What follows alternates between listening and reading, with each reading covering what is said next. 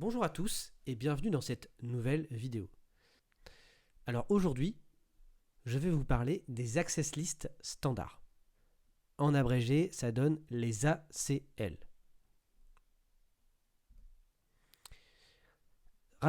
Très rapidement, le sommaire. Tout d'abord, un peu de théorie, ensuite la pratique sous Packet Tracer avec deux exemples. Alors, qu'est-ce qu'une ACL ? Une ACL, donc encore une fois, Access Control List, en français, liste de contrôle d'accès. Je vais faire une analogie avec un accès à un bâtiment par badge. Quand vous êtes dans une entreprise, très souvent, vous accédez à un bâtiment de l'entreprise par badge. Alors en général, c'est dans les grandes entreprises. Effectivement, dans les petites entreprises, souvent, il peut y avoir des accès tout simplement par clé. Mais dans les grandes entreprises, lorsqu'il y a plusieurs bâtiments, on a un badge. Sur ce badge, il y a votre nom, votre prénom et souvent une photo. Et donc, quand vous badgez, vous avez l'autorisation d'accéder au bâtiment ou pas. Donc en gros, la porte s'ouvre ou non.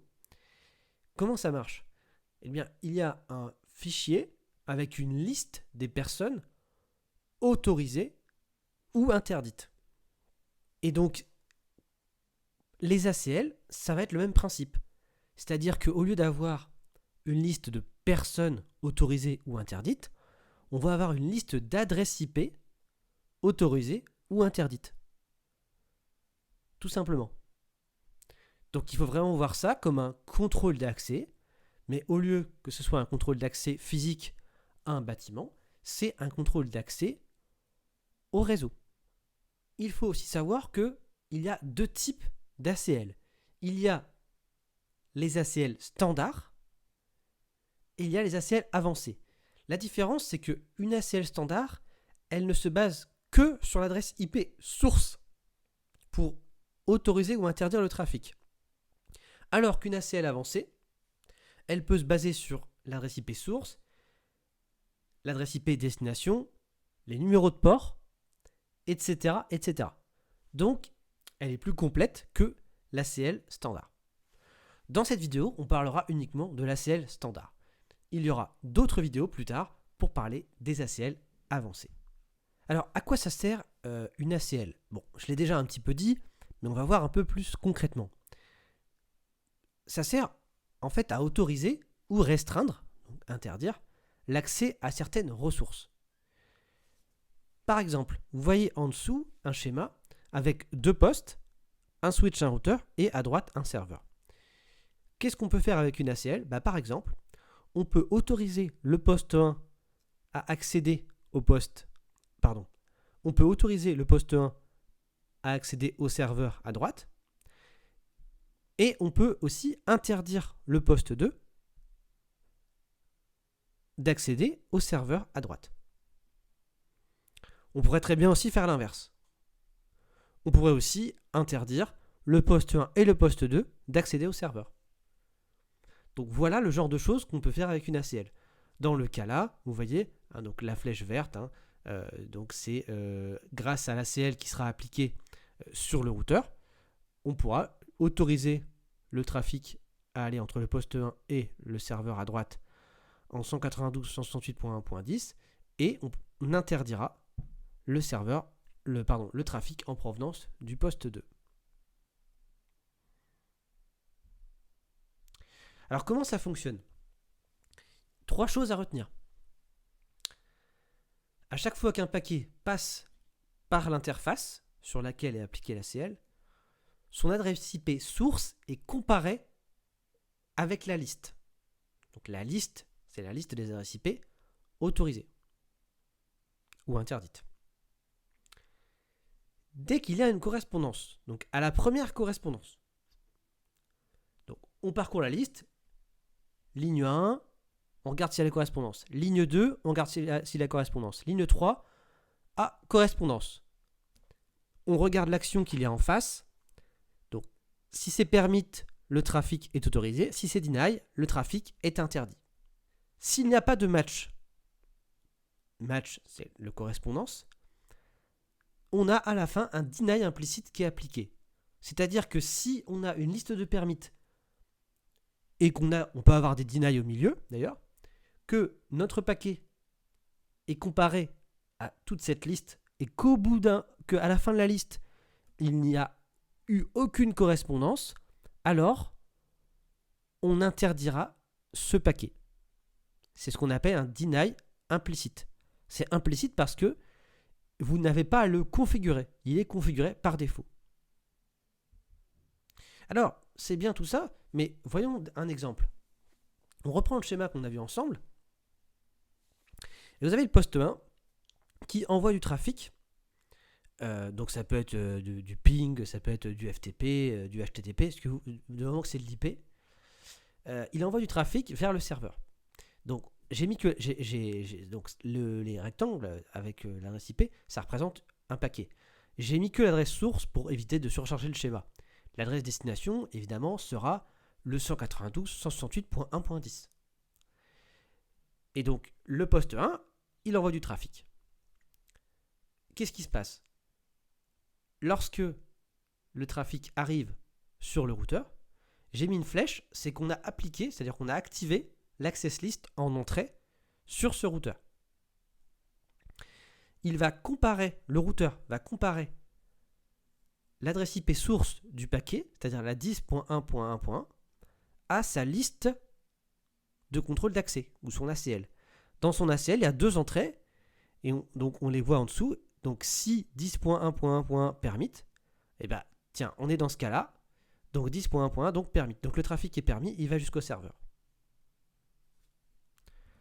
En revanche, si c'est le poste 2 qui envoie du trafic, eh bien, on ne va pas matcher la première ligne, mais la deuxième. Et donc, on appliquera un deny. Le trafic est donc interdit.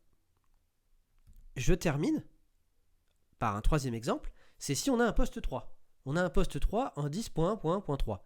Lui, il n'est pas interdit ici.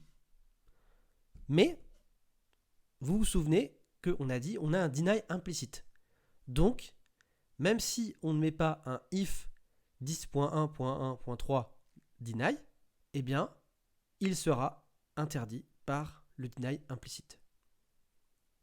Alors, juste pour information, je mets if, donc c'est si telle adresse IP permit ou deny. C'est pas la façon dont ça se configure. C'est juste pour expliquer le fonctionnement. D'accord ? On voit juste après comment on configure une access list concrètement. Alors justement, donc comment ça se traduit la configuration? Ça se traduit en 2 étapes. Et 3 si on veut vérifier sa configuration. Alors par défaut, il n'y a pas d'ACL sur les interfaces. C'est-à-dire que par défaut, si vous configurez votre réseau avec les routeurs, les switches, il n'y a pas d'ACL appliqué. Donc le trafic est autorisé par défaut. C'est si vous appliquez une ACL, dans l'ACL, par défaut, à la fin, vous avez un deny implicite. Attention. Ok ? Donc il n'y a pas d'ACL par défaut. Mais là, on part du principe qu'on va en activer une, bien évidemment. C'est juste pour vous donner le comportement par défaut. Alors l'étape 1, c'est configurer la liste des adresses IP autorisées ou interdites. Vous me pardonnerez pour la petite faute d'orthographe à droite. Donc ça va être, la syntaxe, c'est access list avec un numéro d'ACL compris entre 1 et 99. Ensuite, le mot-clé permit ou deny. J'ai mis permit, mais c'est permit ou deny. Après, dans l'exemple, j'ai mis les deux. Et l'adresse IP. Donc ça donne les deux exemples que vous voyez ici, avec un permit et un deny. Donc vous voyez, c'est très simple. Et puis, l'étape 2, ça va être activer l'ACL sur l'interface. Donc dans l'exemple, donc on va sur l'interface, interface gigabit, donc le numéro d'interface, et IP access group, le numéro de l'ACL, pour faire référence au numéro, donc le numéro 1. Et là, on a choisi de l'appliquer en in, c'est-à-dire en entrant. On peut aussi appliquer des ACL au trafic sortant. Dans l'exemple là, on l'appliquera dans le sens entrant. Donc vous voyez, assez simple, ça, les trois lignes d'exemple, ça correspond à ça, à ce schéma-là en fait. On a bien notre deny implicite, on a notre deny du 10.1.1.2 et notre pyramide du 10.1.1.1. Donc c'est ça les trois lignes. De toute façon, on va le voir ensemble juste après dans le lab, on va reprendre le même exemple, ne vous inquiétez pas. L'étape 3, pour finir, vous vérifiez votre configuration par un show running config. Et je signale pour terminer que en utilisant le principe de l'anti-masque, il est possible d'autoriser ou d'interdire plusieurs machines en une seule ligne. Par exemple, si vous voulez autoriser ou interdire un sous-réseau en entier, vous pouvez faire comme dans l'exemple ci-dessous. Si vous voulez autoriser par exemple toutes les adresses IP du subnet 10.1.0, voilà comment vous devez faire. Donc vous remarquez que le 0.0.0.255, c'est le masque inversé du 255.255.255.0 ou /24. Donc là, pour l'exemple précédent, ça ne nous sert à rien, mais pour d'autres topologies réseau, ça pourrait servir. Voilà. Plutôt que d'éviter d'avoir 200 adresses IP, une ACL de 200 adresses IP, vous pouvez utiliser ce genre de choses. Voilà, on se retrouve tout de suite pour le lab avec le premier exemple et le deuxième exemple. Alors, on se retrouve sous Packet Tracer avec le premier exemple de cette vidéo. Ça correspond au schéma qu'on vient de voir sur le PowerPoint. On verra le deuxième exemple ensuite. Alors, dans cet exemple, on a nos deux postes à gauche. Les deux postes sont dans le sous-réseau 10.1.1.0/24. Et on a un serveur à droite qui est dans le sous-réseau 192.168.1.0. Vous avez vu l'adresse IP du serveur ici et les adresses IP du poste ici et ici. Donc c'est déjà configuré. Le routeur, vous voyez ici que les adresses IP sont configurées dans les bons subnets, donc en point 254. OK. Pour tester et voir si ça fonctionne, on se connecte. On clique sur un PC, desktop, commande prompt, et on va aller lancer un ping vers le 192.168.1.1.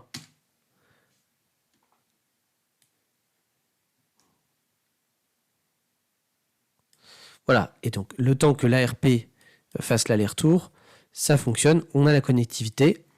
On peut faire la même chose sur le deuxième poste.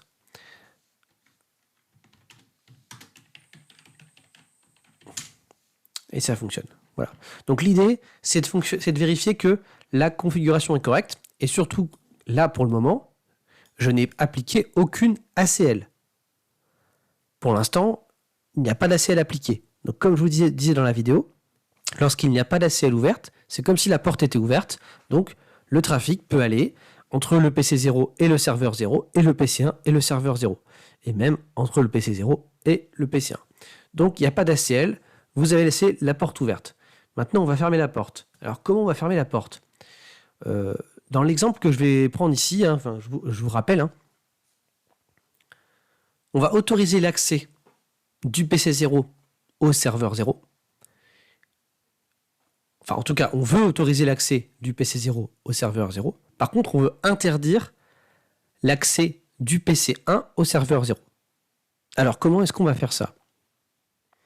On va se connecter, on va le faire ensemble, on va se connecter sur le routeur et on va évidemment créer une ACL pour pouvoir autoriser uniquement le trafic du PC0 vers le serveur 0 et donc interdire le trafic du PC1 au serveur 0. Alors, je vais peut-être un peu me répéter, mais c'est pas grave. On a deux logiques qui s'opposent. Soit on dit, on autorise le PC0 et on interdit tout le reste. Ça, c'est la première possibilité. Et on a une deuxième possibilité, c'est de dire on autorise tout et on interdit le PC1. Mais vous vous rappelez, je pense que je l'ai mentionné avant, dans une ACL, il y a toujours un deny implicite, c'est-à-dire un interdit, en français, un interdit implicite. C'est-à-dire que par défaut, la dernière ligne de l'ACL, même si on ne la voit pas, ça sera un IP access list, par exemple l'access list numéro 1, donc IP access list 1, deny any. Any, c'est-à-dire, ça veut dire toutes les adresses IP. Donc on interdit tout le reste. Donc tout ce qui n'aura pas matché une ACL avant sera de toute façon deny par défaut. Donc là, le cas le plus simple, c'est donc de passer, d'utiliser cette clause par défaut et donc de l'autoriser que le PC 0 à aller sur le serveur 0. Donc c'est ce qu'on va faire ensemble. Donc pour ceci, vous voyez à droite ma fenêtre. On va passer en configure terminal. Utiliser la tabulation pour auto-compléter si vous le souhaitez. Si vous souhaitez retenir les commandes, entrez les commandes en entier. Donc c'est access. Vous vous souvenez de la syntaxe, access list. On va prendre le numéro 1. On peut aller jusqu'à 99. Ensuite c'est permit. Et tout simplement l'adresse IP du PC 0. Et on fait entrée. Ça, c'est la première étape. Mais on peut, si vous voulez, normalement, le but, c'est que le trafic ne fonctionne plus du PC1 vers le serveur. Si je vais dessus, il fonctionne toujours pour l'instant. Donc, on n'a pas été au bout. Qu'est-ce qu'on a oublié? Eh bien, ok, on a défini l'ACL, mais on ne l'a pas appliqué. Ça ne suffit pas de définir l'ACL, il faut l'appliquer sur une interface. En l'occurrence, on va l'appliquer sur l'interface gigabit 000, qui est l'interface entrante du routeur. Donc, on va l'appliquer sur l'interface entrant.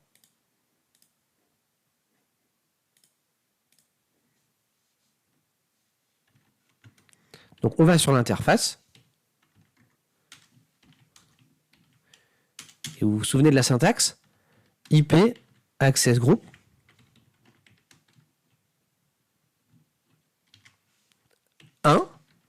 Et on va l'appliquer sur le trafic entrant, puisque c'est sur le trafic entrant qu'il faut l'appliquer, puisque on veut filtrer sur la source. Et donc, vous vous souvenez que les ACL, les ACL standards, donc là actuellement on configure des ACL standards, elles ne filtrent que sur la source. Donc le trafic va rentrer avec la source 10.1.1.1. Donc on l'applique en entrée. C'est appliqué, on fait end. Je retourne sur le PC1, je lance le ping, et là cette fois, destination host unreachable. Donc vous voyez bien que cette fois ça ne fonctionne pas. Donc notre ACL semble fonctionner. Attention, vérifiez bien que sur le PC0, cela fonctionne toujours, puisqu'on a décidé de ne pas filtrer le trafic sur ce PC. De ce PC au serveur, pardon. Donc ça fonctionne toujours. Donc notre ACL fonctionne.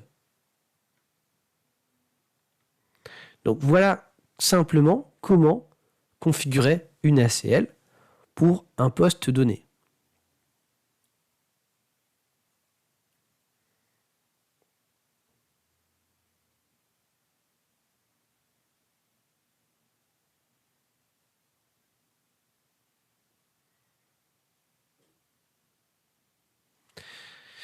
Maintenant, on va en bonus sur cet exercice, on va ajouter un nouveau PC.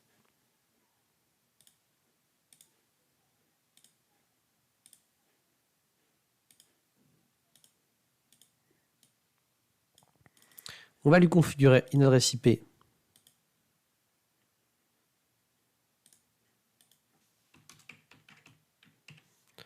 en .3.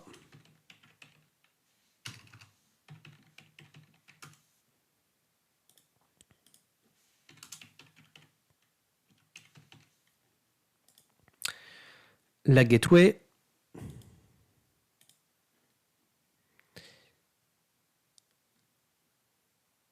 Donc, en l'état, à votre avis, si je ping le serveur, qu'est-ce qui va se passer? Réfléchissez-y. Est-ce que le ping va passer ou est-ce qu'il ne va pas passer?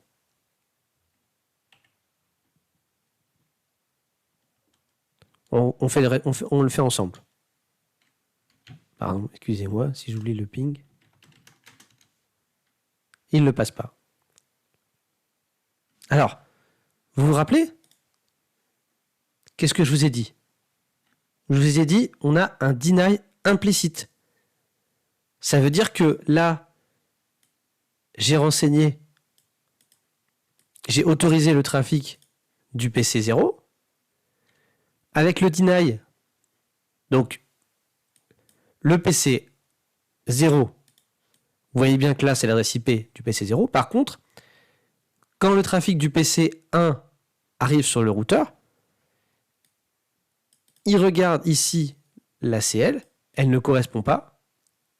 Il n'y a pas d'entrée qui correspond, et donc derrière, il y a, on ne le voit pas ici, mais il y a bien et bien un deny.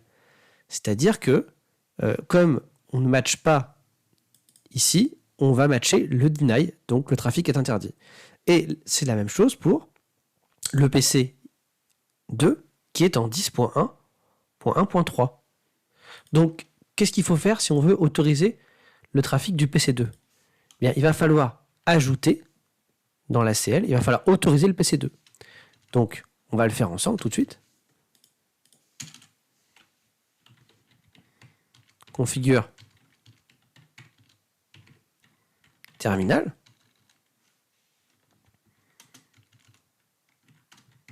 On rajoute IP access list 1 10.1.1.3 end. On retourne sur le PC2 et ça fonctionne. Voilà. Pour finir, vous pouvez faire un show run ou show running config. Vous voyez bien ici les deux lignes qui ont été appliquées dans la CL. Donc vous voyez bien qu'il manque la 10.1.1.2 et donc elle va prendre ce qu'on appelle le deny implicite et donc elle est interdite.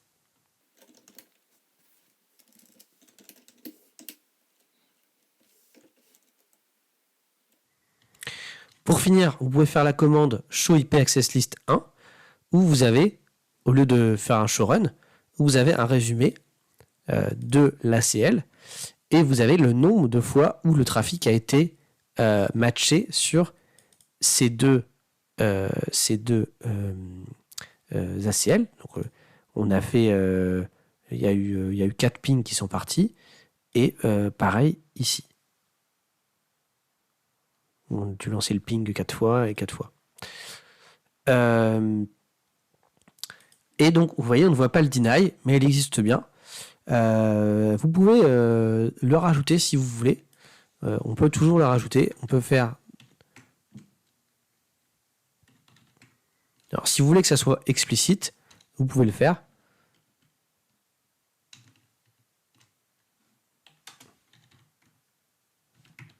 Vous faites un access list 1 deny any. Voilà. Vous faites end.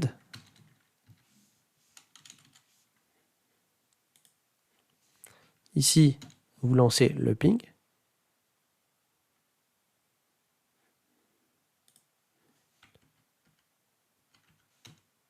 Et voilà, vous faites un show access list. Et vous avez bien votre deny qui est ici. Et vous avez 4 matchs. Et pardon, le 4 match, le 4 correspond bien aux 4 pings envoyés ici. Pardon. Hop là. Aux 4 pings envoyés. On va renvoyer 4 d'ailleurs. On va voir ce que ça donne. Voilà, donc c'est bien ça. C'est un ping, un match par ping. Donc là, on a bien 8 pings qui ont été interdits. Donc vous voyez, si vous ne mettez pas ça, vous ne voyez pas les matchs qui passent sur le deny. Donc ça peut être intéressant de le mettre, de rajouter la commande, mais vous n'êtes pas obligé. Mais il faut absolument retenir qu'on a un deny implicite. Voilà. Voilà, c'est terminé pour ce premier exercice. On va maintenant passer au deuxième. On se retrouve pour le deuxième exemple de ces travaux pratiques. Alors, vous voyez dans la topologie que nous avons sur Packet Tracer, j'ai modifié la topologie et j'ai ajouté un deuxième routeur, qui est le routeur 1, et j'ai également ajouté un deuxième subnet sur le routeur 0, qui est le 10.2.2.0. Et l'adresse IP du PC2, c'est 10.2.2.1. Mis à part ça, il n'y a pas eu d'autres changements, si ce n'est qu'évidemment, j'ai dû configurer une adresse IP d'interconnexion, enfin un subnet d'interconnexion en /30 ici. J'ai aussi configuré 2 adresses IP statiques sur ce routeur pour pouvoir joindre mon 10.1.1.0 et mon 10.2.2.0. Donc je vous les montre rapidement.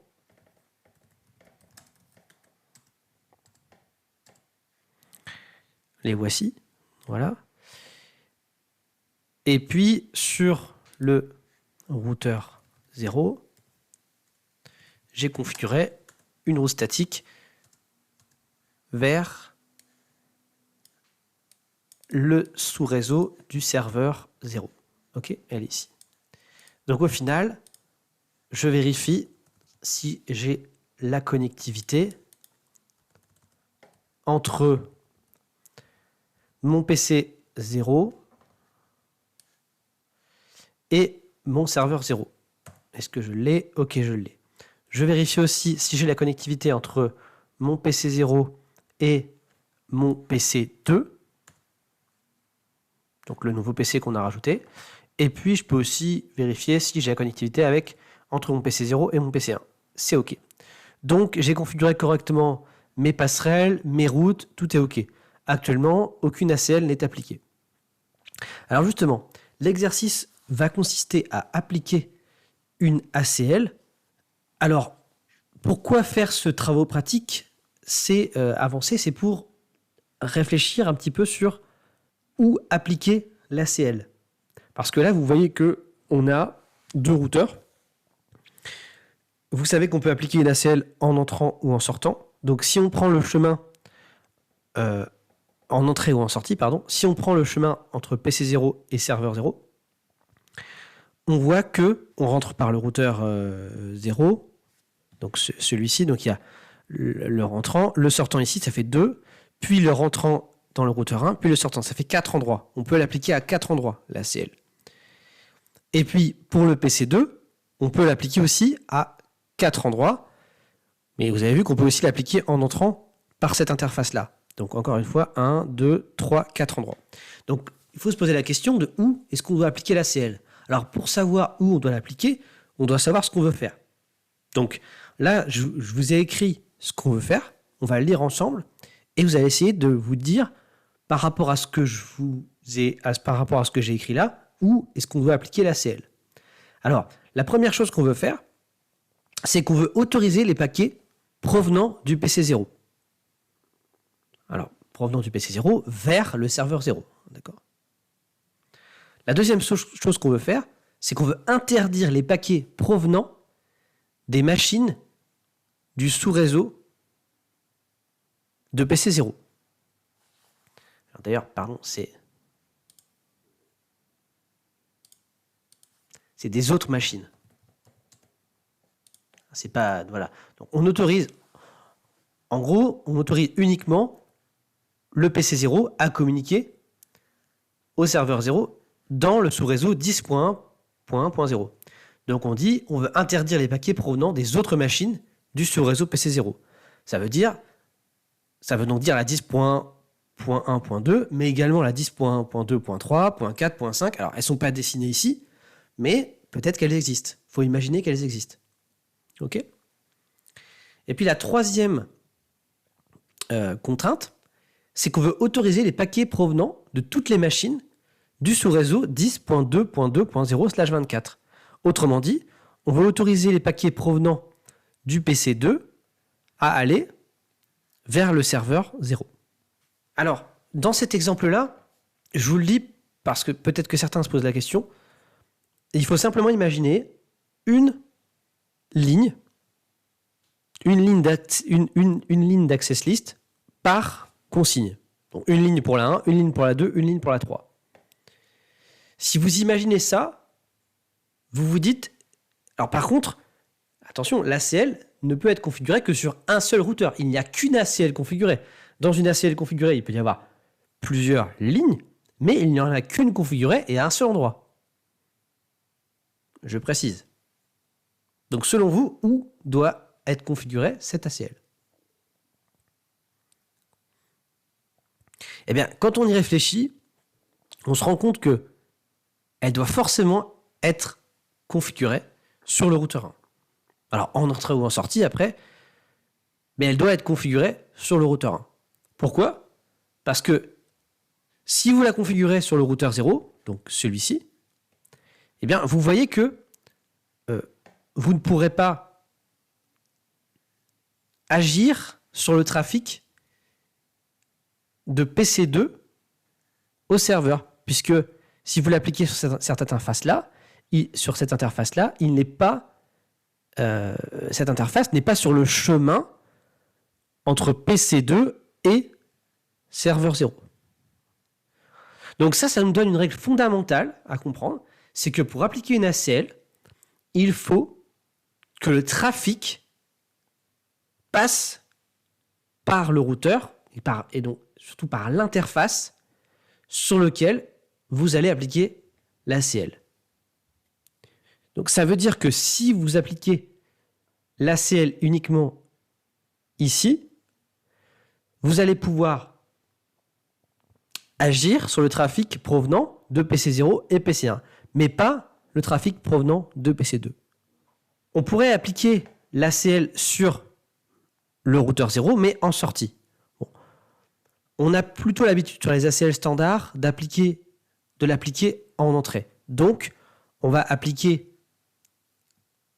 l'ACL sur le routeur 1 en entrée. OK? Donc maintenant on a parlé placement, c'est parti. On peut y aller. Donc configure terminal. Alors access list 1 permit. Donc là ça commence très simplement. Hein.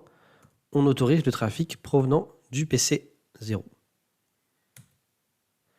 Ensuite, deuxième ligne, c'est access list 1. Deny cette fois, puisqu'on doit interdire les paquets provenant des autres machines du sous-réseau du PC0. Deny 10.1.1.0.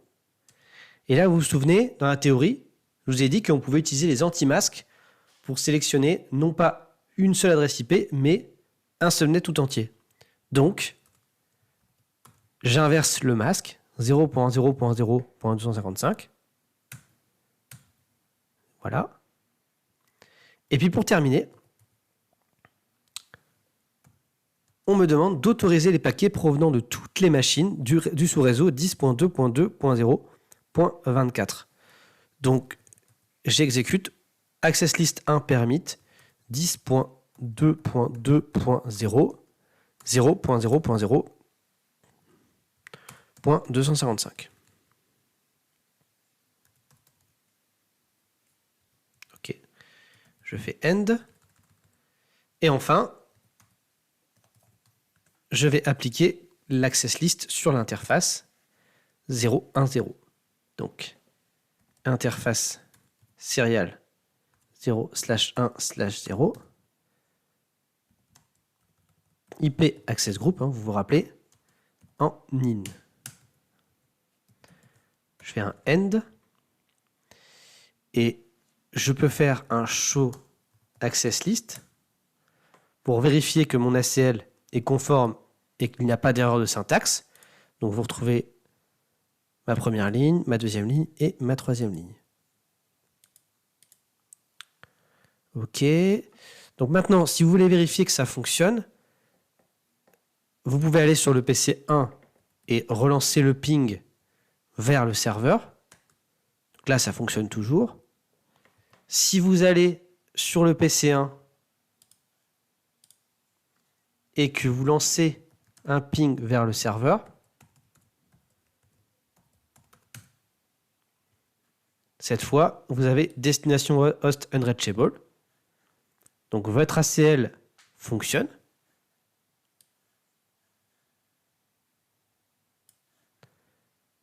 Et vous pouvez aller sur le PC 2 pour aller vérifier également si le ping vers le 192.168.1.10 fonctionne.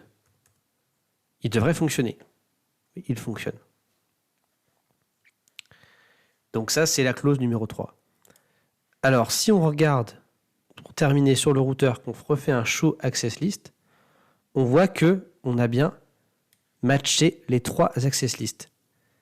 Ça veut dire qu'on a nos paquets qui sont passés par là, ça c'est le premier ping, nos paquets qui sont passés par là, le deuxième ping. Le premier, on n'a envoyé que 3 pings, j'avais arrêté avant. Voilà, pardon, je reviens. Le deuxième, on a envoyé 4 pings, et le troisième, on a envoyé 4 pings. Donc voilà, on a bien nos 3 matchs. Voilà. Alors, je précise, on aurait aussi pu faire différemment et potentiellement utiliser, alors j'ai pas vérifié là, mais potentiellement, on aurait pu utiliser le deny implicite en mettant les 2 permits en premier et en n'utilisant pas le deny qui est ici. C'est même assez clair. Hein. Si on ne met pas le deny qui est ici, ça aurait fonctionné. Alors on va le faire rapidement ensemble. Je vais retirer ce deny là. Configure terminal.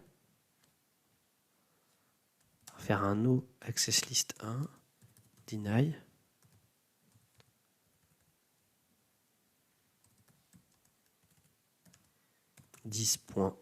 .1.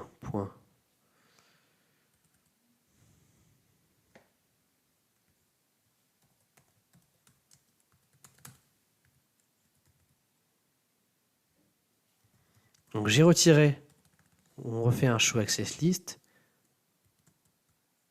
Ok, d'accord, donc il m'a tout retiré, bon c'est pas grave. Donc je vais reconfigurer l'access list.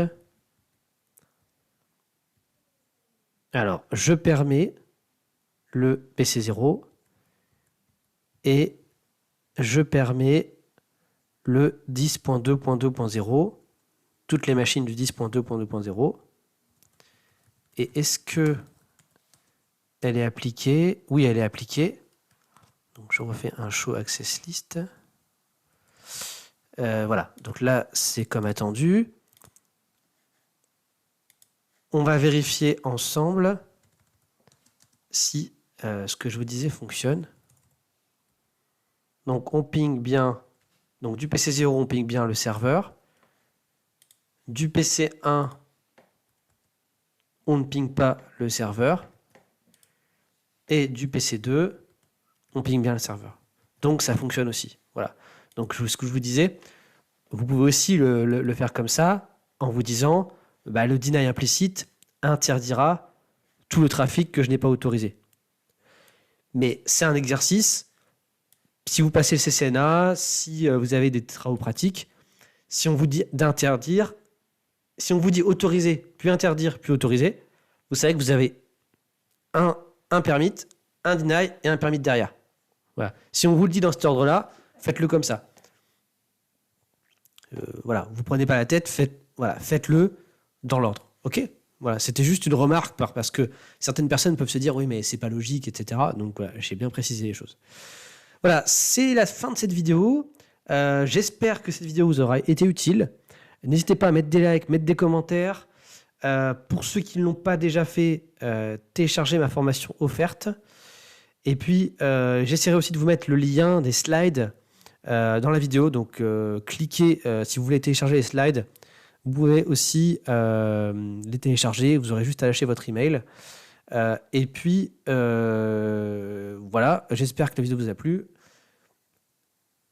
Je vous souhaite le meilleur. À bientôt dans une prochaine vidéo. Ciao, ciao.